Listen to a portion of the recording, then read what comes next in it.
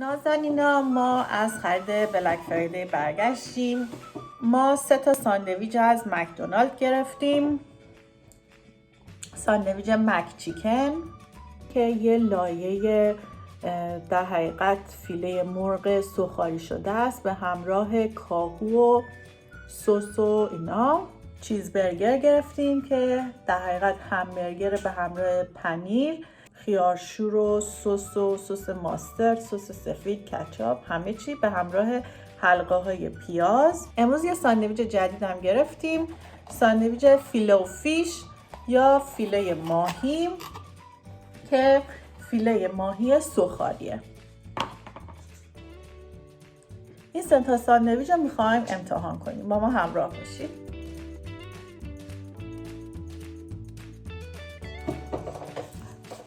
من از این سسای تنجی باربیکیو هم گرفتم. این سس رو میخوام امتحان کنم بگم که چه مزه‌ای داره. بوی سس باربیکیو زغالیه، دقیقاً همون سسای بیرون که میگیری سس باربیکیو، همون بو رو میده. یه ذره زغالیه و یه ذره بوی شیرینی هم داره.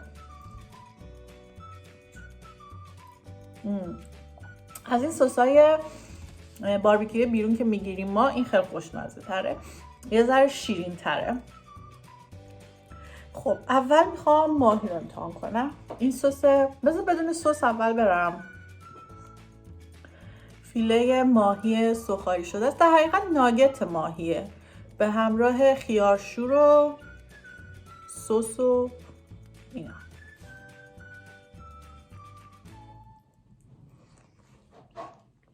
سه میدم من از 10. مزه ماهیش خوبه ولی یه ذره بو میده، بو ماهی میده. با سس میخورم، با سس خوردم بهتر بود. با این سس تنجی باربیکیو که یه ذره باربیکیویی، یه ذره شیرینه. این ماهی خوشمزه‌ایه ولی انگار که خوب طعمدار نشده، یه ذره بو موندگی میده راستشو بخوای. ساندویچش هم کوچیکه، سایزش کوچیکه. البته این نصف ساندویچ اینا که من اینجا گذاشتم، با توجه به اینکه قیمتش $4 من دوست داشتم. ببخشید مکدونالد. آره بریم سراغ مک چیکن خودمون. من از 10 به اون 3 میدم. راستشو بخوای حالا نمیخوام خیلی نستی بازی در بیارم، حالتون رو بد کنم. تو ماشین که داشتی میومدی، ماشینمون یه بوی میداد، انگار که بوی پارچه بونده یا کهنه. یه گوشه دیدید بیفته بو میگیره، قشنگ همون بو رو میداد. زشته. خب چرا این کار میکنی؟ خب مک چیکن، من همیشه میگم این مک چیکن من خیلی دوست دارم برای اینکه کانسپت کامل یه همبرگره، یعنی که خیارشور داره، کاهو داره، همه چی داره.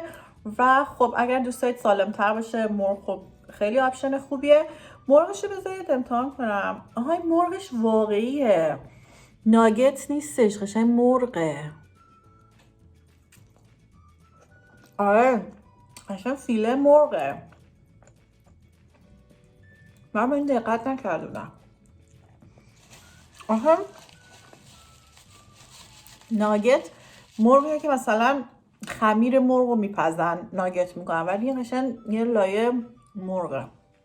خیلی خوبه، اینو پسندیدم در موردش. به نظرم تنجی باربیکیو فقط با گوشت بخورید، با مرغ کچاپ یا مایونز به نظرم بهتره. اینم ساندویچ چیزبرگره که یه لایه برگر گوشت، پنیر و کلی سس داره. من البته همه اینا رو اکسترا سفارش دادم، گفتم که هر چی میتونید اکسترا آنین، اکسترا پیکلز، پیاز یعنی حلقه پیاز بیشتر، حلقه های خیارشور بیشتر، مایونز، ماسترد، کچاپ، همه رو اکسترا چون از طریق اپلیکیشن سفارش دادم، از نرم افزار مکدونالد سفارش دادم و میتونی انتخاب کنی همه رو من اکسترا انتخاب کردم و همش هم رایگان بود. بعضی وقتا اگر بخوای یه سری اکسترا انتخاب کنی، مثلا میگه یه برگر اضافه میخوای برات بذارم، میتونی بذاری، ولی مثلا 10 سنت 30 سنت بیشتر گرونتر میشه. ولی بعضی آیتماش میتونی اکسترا انتخاب کنی و مجانیه. بعد خود دقت کنی. پنیر مثلا همیشه اگه بخوای پنیر یه لایه پنیر بیشتر بذاره، این بیشتر پول میگیره، 10 تا 20 سنت بیشتر پول میگیره و خب بعد همیشه دقت کنه آدم. و این سس ها هم همه رو ما از نرم افزار سفارش دادیم و خب اینا همه رایگانه. بریم و تنجی باربیکیو رو با چیزبرگر بخوریم. به نظرم این کانسپت خوبیه، میپسندمش. خیلی خوب بود. یعنی اصلا واقعا این باربیکیو برای گوشته، با مرغ و ماهی و اینا نمیخونه. من از این سس بوفالو هم میزنم،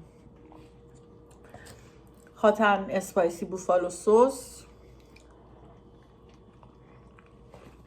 بوفالو تنده، باربیکیو شیرینه، بعد طعم سس باربیکیو گوشت میده. خیلی اصلا کانسپت عالیه با این همبرگر. وای دهن داره میسوزه، همه چی تند بود. من به این سس به همراه چیزبرگر از 10 میدم. این سس حتما ازشون بخواید. اینم اسم استیکرشه، اینم استیکرش، باربیکیو، تنجی باربیکیو. من به این سس از 10 میدم به همراه ساندویچی که گوشت داره، مثلا همبرگر، چیزبرگر، اینا خیلی عالیه. میکس این دوتا هم اگر دوست دارید با هم بخورید. اینم سس بوفالو تنده، اینم خیلی خوشمزه. اصلا این سس محبوب منه و به نظرم بازم اینم برای همبرگر خوبه. برای مک چیکن هم این جواب میده، ولی اینو نه، اینو فقط با گوشت بخورید به نظر من. اینم از ترای کردن 3 تا از ساندویچ‌های مکدونالد. دوستای نازنینم، امیدوارم که این ویدیو رو دوست داشته باشید. امیدوارم که از ولاگ ما هم لذت برده باشید. اگر که اینطور بود ویدیو رو لایک کن، لینکش رو با دوستان آشنایت به اشتراک بذار، ما رو به اونها معرفی کن. سوالات و نظراتتو حتما لطفا در بخش کامنت برای من بنویس و مرسی که با ما همراه هستی.